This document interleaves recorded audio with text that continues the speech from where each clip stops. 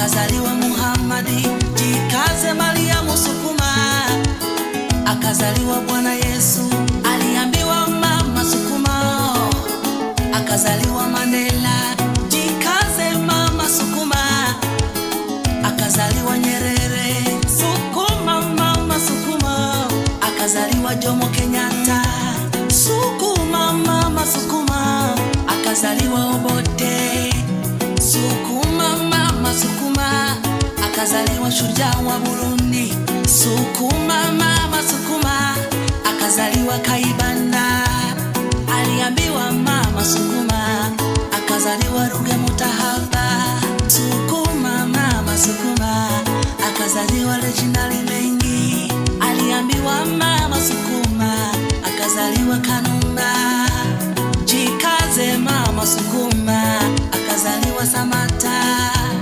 aliambiwa mama sukuma, akazaliwa Alikiba, aliambiwa mama sukuma, akazaliwa Diamondi, aliambiwa mama sukuma, akazaliwa Sikofu, aliambiwa mama sukuma, akazaliwa Imamu, jikaze mama sukuma, akazaliwa Rosi Muhando, aliambiwa mama sukuma, tukampata Bahati Bukuku.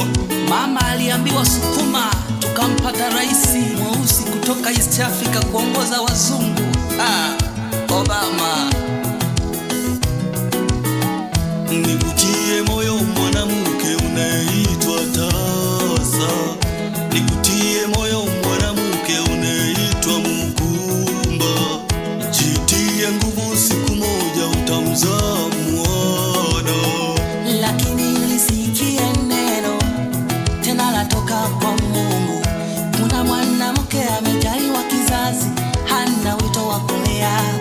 Kuna mwanamke amenyimwa kizazi, ana wito wa kulea, anawalea watoto wa mwenzake kama wangu wake. Wakati unasubiri upate mtoto, ni kushauri mama, nenda kwa vituo vya watoto yatima hawana mama. Hebu chukua mtoto mmoja, utakumbukwa.